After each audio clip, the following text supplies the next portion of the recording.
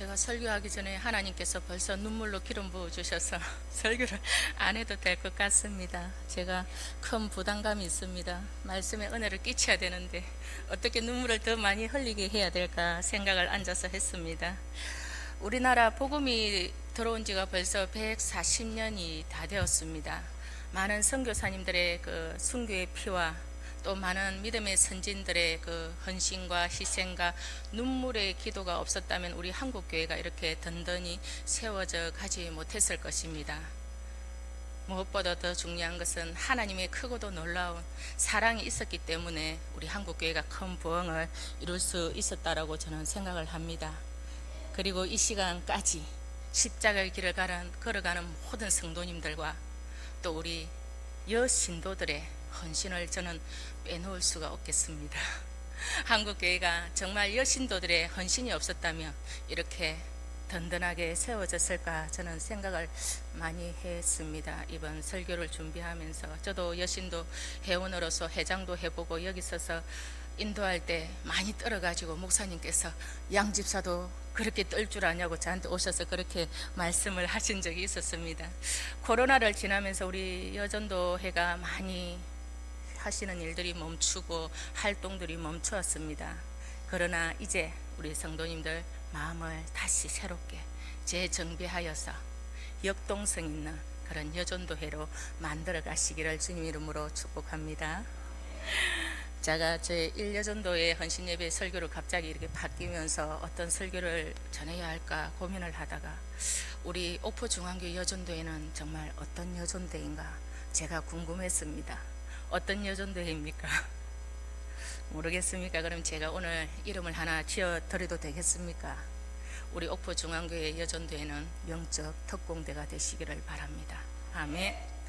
제가 즐겨 봤던 우리 딸들이 봐서 저도 봤습니다. 그 뭐죠? 강철 부대를 보면 그냥 부대가 아니더라고요. 특수 임무를 맡은 사람들을 특수 부대라 하더라고요. 여자들은 잘 모르지만 남자들은 잘 아실 겁니다.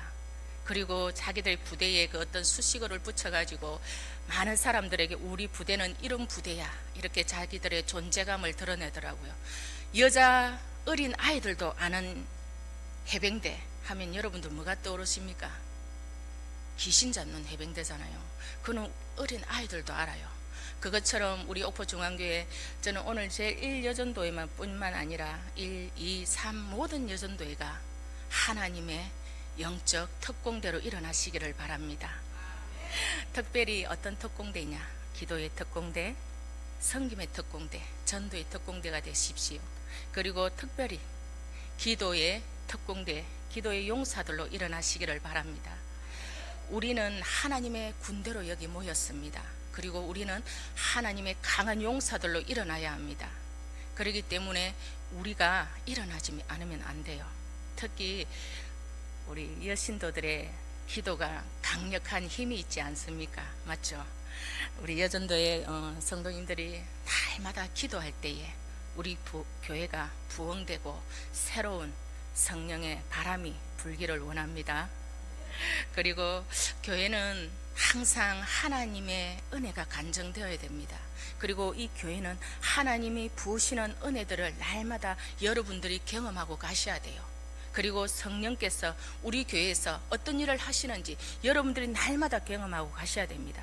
그렇기 때문에 우리 여전도회들이 우리 집사님께서 말씀하실 때 몸이 아프고 뭐 그래서 많이 일을 못한다고 그러는데 다 할 수 있는 거 있습니다. 몸이 아파도 기도하시면 됩니다.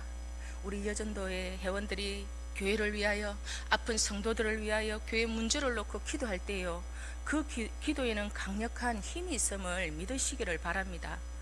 우리 여전도회가 강력하게 기도할 때에 이 교회에 하나님께서 일하심들이 부어질 겁니다. 그리고 그 기도의 능력을 통하여 우리 성도들이 삶 가운데에 하나님의 은혜를 경험하게 될 것입니다. 그래서 우리 교회는 하나님의 능력을 제한하는 교회가 아니라 하나님의 능력이 풀어지는 그런 교회가 되기를 간절히 소망합니다.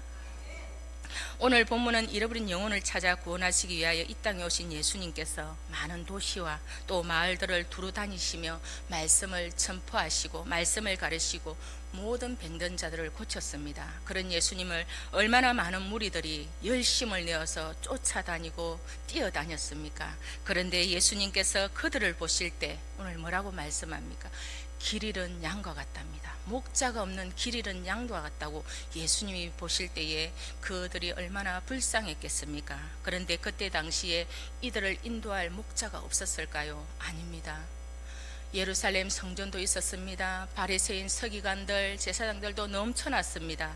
그런데 그들은 하나님의 신실한 마음을 전한 것이 아니라 자기들의 어떤 예식이나 율법적인 들만 전하다 보니까 이 성도들의 마음, 백성들의 마음은 그 율법을 인하여 더 무거운 짐들을 지고 갔기 때문에 너무 힘들었던 상황들입니다. 제가 여러 가지 주석을 보면서요, 한 가지 제가 찾아낸 게 있는데 제가 읽어드리겠습니다. 이때 유대 지도자들을 향해서 적나라하게 비판하는 말씀입니다. 그들은 짖지 못하는 개들이었고 지저르고 하지 않는 게으른 개들이었다. 이렇게 기록되어 있습니다. 이것은 무슨 말씀입니까? 일꾼이면서도 일을 하지 않는, 정말 쓸모없는, 쓸데없는 일꾼들만 넘쳐났다라고 제가 주석에서 발견한 것입니다. 성도 여러분, 2000년 전 그때나 지금이나 일꾼이 필요한 때입니다. 일꾼이면 다 일꾼이겠습니까? 신실한 일꾼이 필요한 때입니다. 주님은요, 주님의 일을 하실 때 절대 혼자 하시지 않습니다. 주님은 사람을 통해, 환경을 통해 일하시는 분입니다. 그렇기 때문에 우리 주님은 일꾼들을 세워서 그 일꾼들을 통하여 일을 해 나가시는 것을 우리 성도님 믿으시고, 우리 모두는 하나님의 일꾼으로 부름받았다는 확신을 가지시기를 바랍니다. 그리고 일꾼으로 부름받은 자에게는 무엇입니까? 충성이라고 말씀하셨습니다. 우리 성도님들, 주님 앞에 충성된 신실한 좋은 일꾼이 되시기를 바랍니다.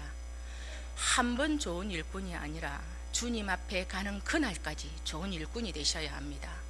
우리는 마음이 정말 손바닥 디비듯이 변덕이 너무 심하잖아요. 그런 마음을 내려놓고 우리는 주님 앞에 언제나 신실한 일꾼으로 살아가시기를 바랍니다. 첫 번째 제1여전도회가 그런 일꾼이 되셔서 교회에 그런 일꾼들로 가득 채워질 수 있도록 먼저 리더해 가시기를 바랍니다.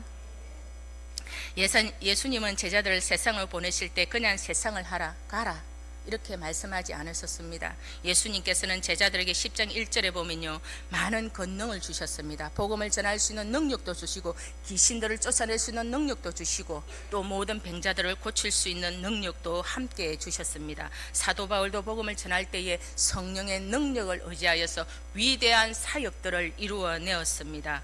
그러나 오늘 한국교회는 어떻습니까? 이 성령의 권능, 능력을 잃어버렸습니다. 성령의 일꾼들이 성령의 능력을 잃어버리면 어떻게 바뀌는 줄 성도들 아십니까? 일꾼에서 말꾼으로 바뀝니다. 교회는 일꾼이 넘쳐나야 되는데 말꾼이 넘쳐나는 시대입니다. 우리 성도님들, 나를 한번 돌아보시고 나는 일꾼인가, 나는 말꾼인가 한번 자신들을 돌아보시기 바랍니다. 성도님들, 우리 교회 부흥을 지금 꿈꾸고 있지 않습니까? 날마다 부흥을 달라고 기도하고 있지 않습니까? 그러면 말꾼이 되지 말고 일꾼이 되십시오. 그래야만이 하나님은 이곳에 더 많은 부흥들을 일으켜 주실 것입니다. 우리 교회는 말꾼보다 일꾼이 넘쳐나는 그런 교회가 되기를 간절히 바랍니다. 그런데 어떤 사람들은 이런 능력이 오늘날에 필요 없다라고 말을 합니다. 성령의 능력을 경험하지 못한 사람들은 사도시에 끝났다, 초대교회 끝났다라고 이를 말을 합니다. 아닙니다. 성도 여러분, 하나님의 능력은 지금도 계속되고 있습니다. 하나님의 능력을 제한하지 마십시오. 하나님은 지금도 살아계셔서 우주 만물을 자신의 능력으로 통치하시고 다스리시고 계신다라는 겁니다. 여러분, 우리가 그 위대하시고 강대하시고 크신 하나님을 어떻게 이해할 수 있습니까? 우리가 다 알 수 있습니까? 우리는 유한한 존재들입니다. 그 무한하신 하나님을 이 유한한 존재들은 절대 이해할 수 없습니다. 여러분들이 아는 하나님은 여러분이 만나고 경험한 딱 거기까지인 것을 기억하시기를 바랍니다. 그래서 하나님이 우리에게 베푸시는 그 능력을 제한하지 마시고, 믿는 자에게, 구하는 자에게 하나님은 능력을 주시겠다라고 오늘 말씀합니다. 믿고 구하시기를 주님의 이름으로 축복합니다. 제가 집사 때 많은 능력을 받았습니다. 그래서 항상 이 말씀을 붙들고 엄청난 기도를 했던 적이 있습니다. 그래서 우리 성도님들도 같이 내가 믿음의 일꾼이 되리라, 강한 용사가 되리라 하면 이 말씀 구절을 붙들고 기도하십시오. 믿고 구원한 자의 주십니다. 제가 읽어드리겠습니다. 마가복음 16장 17절입니다. 믿는 자에게 이런 표적이 따르니 곧 그들이 내 이름으로 귀신을 쫓아내며 새 방언을 말하며 뱀을 집어올리며 무슨 독을 마실지라도 해를 받지 아니하며 병든 사람에게 손을 얹은즉 나으리라. 아멘. 이 권능은 하나님께서 우리에게 주시는 겁니다. 오늘 하나님께서는 우리에게 약속하고 있습니다.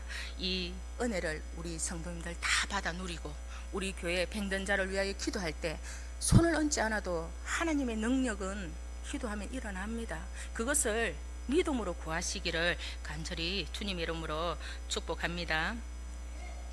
오늘 예수님께서는 목자 없이 고생하는 무리를 보시고 불쌍히 여겼었다라고 말씀합니다. 여기서 불쌍히 여기다는 말은요, 어떤 말이냐면 내장에 통증을 주는 깊은 아픔을 표현하는 단어이기도 합니다. 목자 없이 양같이 기르는 영혼을 보실 때 창자가 끊어지는 아픔과 고통을 예수님이 느꼈었다라고 오늘 성경은 말씀합니다. 이것이 참 목자의 심정입니다. 우리가 힘들고 방황하고 믿음이 없이 넘어지고 쓰러지고 내가 고난 가운데 있을 때 하나님께서, 예수님께서는 창자가 끊어지는 그런 심령으로 우리 한 사람 한 사람을 보고 있다는 것을 성도 여러분 꼭 기억하시기를 바랍니다.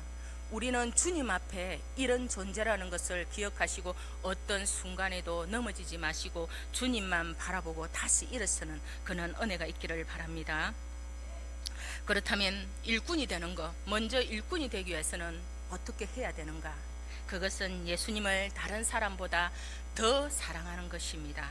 요한복음 마지막에 보면요, 일꾼의 마지막에 결론과 같습니다. 베드로는 자기의 열심과 뜨거움을 따라가다가 예수님을 3번 부인하고 도망가고 포기하고 자기 고향에 가서 고기를 잡고 있습니다. 그때 예수님께서는 사명을 다 잃어버린 베드로에게 찾아오셔서 뭐라고 말씀합니까? 이 사람들보다 나를 더 사랑하냐고 예수님께서는 물으십니다.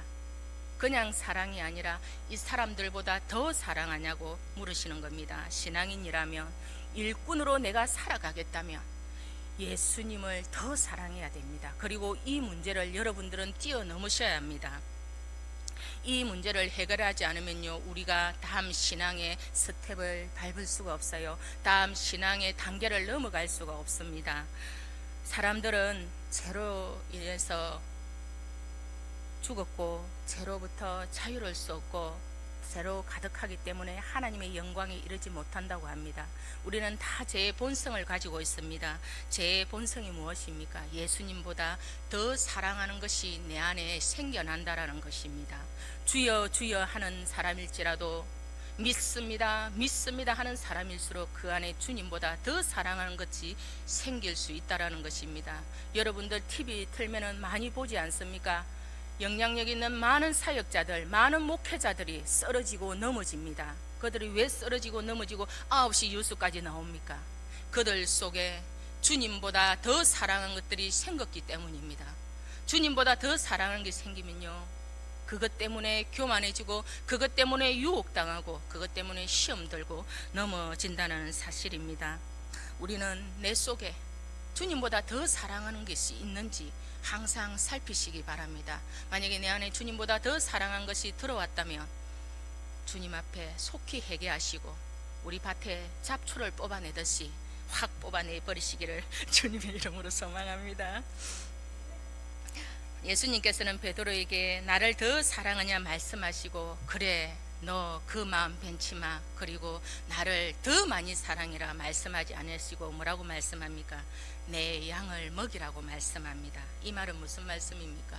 그 사랑하는 마음으로 다른 사람을 사랑해라고 말씀합니다. 사랑의 대상을 바꾸라는 말씀입니다. 여러분, 주님을 진짜 사랑하는 사람은요, 주님이 사랑하는 사람, 주님이 보낸 그 사람을 사랑하게 되어 있습니다.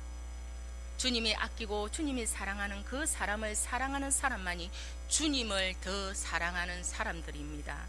그런데 우리는 어떻게 합니까? 사람들을 사랑하지 않습니다. 왜 사랑하지 못할까요? 내가 주님을 따를 때에 내 방식대로, 내 기준대로 주님을 따르고 내 방식대로 주님을 사랑하기 때문에 주님이 사랑하는 그 사람을 사랑할 수 없다라는 겁니다. 세상에는 유유상종 끼리끼리라는 말이 있습니다. 세상에는 이 말이 어울릴지 몰라도 우리 교회 안에서는 절대 이 말이 어울려서는 안 된다는 것입니다. 그리고 교회 안에는 가장 많이 외치는데 가장 외치는 것이 없다라는 말이 있습니다. 교회 안에서 사랑을 가장 많이 외치지만 교회 안에 사랑이 가장 부족하다는 말도 있습니다. 우리가 교회 안에서 서로 사랑하지 못하는데 어떻게 우리가 세상에 나아가서 저 죽어가는 영혼을 사랑할 수 있겠습니까? 교회 안에서 성도 여러분, 먼저 사랑하시기를 바랍니다. 교회 안에서 내가 생각하기에 초라해 보이는 사람도 있습니다. 교회 안에는 가까이 하기에 너무 먼 당신과 같은 사람도 있습니다. 내가 무시해도 될 만한 사람도 우리 눈에는 분명히 있을 것입니다. 그러나 성도 여러분, 그 사람을 주님께서 사랑하시고 주님께서 우리 교회에 보냈다는 그 믿음이 있으면 그 믿음으로 그 사람을 사랑하게 된다라는 것입니다. 미워 죽을 것 같은 그 사람을 가지고 주님 앞에 가서 기도해 보십시오. 그래, 네가 그렇게 미워 죽겠니? 나도 미워 죽겠다. 주님은 절대 그러지 않았습니다. 네가 미워하는 그 사람 내가 사랑한단다. 너도 사랑해 주지 않겠니? 주님은 이렇게 말씀하시는 분이십니다. 내 눈에 보기에 초라한 그 사람, 내가 정죄하고 내가 판단하는 그 사람, 내가 미워하고 원수 같은 그 사람은 주님께서는 십자가를 지셨습니다. 우리 주님의 십자가는 나만을 위하여 지신 것이 아니라는 것입니다. 내가 미워하고 원수 같은 그 사람, 초라해 보는 그 사람, 내가 무시도 될 것 같은 저 사람도 주님은 내가 십자가를 지셨다라고 오늘 우리에게 말씀해 주고 계십니다. 성도 여러분, 우리가 십자가를 지고 가는 자들입니다. 우리가 십자가를 지는 거, 십자가를 지고 가는 거, 뭐 대단한 거 지고 가는 것 같습니까? 아닙니다. 주님을 사랑하는 그 사람, 그 한 사람을 지고 가는 것이 주님의 십자가를 지고 가는 것입니다. 우리가 주님이 사랑하는 그 한 사람을 지고 갈 때에 하나님께서는 우리에게 십자가의 은혜를 경험하게 하시고 하나님은 한량없는 은혜를 우리에게 부어 주실 것입니다. 그런데 성도 여러분, 우리가 사랑하려고 하는데 사랑이 안 돼요. 왜 사랑을 못할까요? 제가 그 정답을 오늘 알려드리겠습니다. 그것은 한 영혼을 향한 아버지의 마음을 품는 것입니다. 한 영혼을 향한 아버지의 마음이 무엇입니까? 한 영혼을 천하보다 귀하게 여기시는 아버지의 마음입니다. 그래서 제가 오늘 우리 성도님들에게 숙제를 하나 내드리겠습니다. 늘 기도하시는 분들은 이 기도 하나를 추가하시고 기도 안 하시는 분들은 이 기도만 한 달 동안 해보시기를 바랍니다. 하나님, 제 마음에 한 영혼을 향한 아버지의 마음을 부어 주시옵소서. 이 기도를 한 달 했는데도 아버지의 마음이 안 생긴다. 2달, 1년 계속 하시기를 바랍니다. 어쩌겠습니까? 우리의 마음은 밴덕이 죽을 듯이 하잖아요. 어제 사랑했도 오늘 미워하고 그러잖아요. 그래서 계속 할 수밖에 없습니다. 제가 하나님 앞에 처음 부름받을 때 하나님이 저에게 첫 번째 하신 질문입니다. 너는 저 죽어가는 영혼들이 불쌍하지도 않느냐? 그래서 저의 첫 마디는 아니요, 하나도 안 불쌍합니다. 제가 제일 불쌍합니다. 제가 그런 적이 있었습니다. 그런데 제가 하나님의 이 사명의 길을 가겠다고 결단하는 그 순간부터 지금까지 저는 이 기도를 하고 있습니다. 내가 사랑하려고 해도 사랑하지 못하니까, 사랑이 안 되니까 하나님 앞에 구할 수밖에 없다라는 겁니다. 성도 여러분, 우리에게는 정답이 없습니다. 기도밖에 정답이 없습니다. 사랑할 수 없는 그 사람이 내 안에 있다면 아버지, 저 한 영혼을 사랑할 수 있는 아버지의 마음을 주시옵소서. 기도하시기 바랍니다. 기도할 때에 누가 역사합니까? 하나님이 역사하실 것입니다. 우리가 기도할 때에 내 안에 계신 성령께서 사랑할 수 있는 능력을 주심을 꼭 믿으시기를 바랍니다. 그런데 성도 여러분, 우리가 한 영혼을 품고 주여 내가 가겠나이다, 나를 보내소서.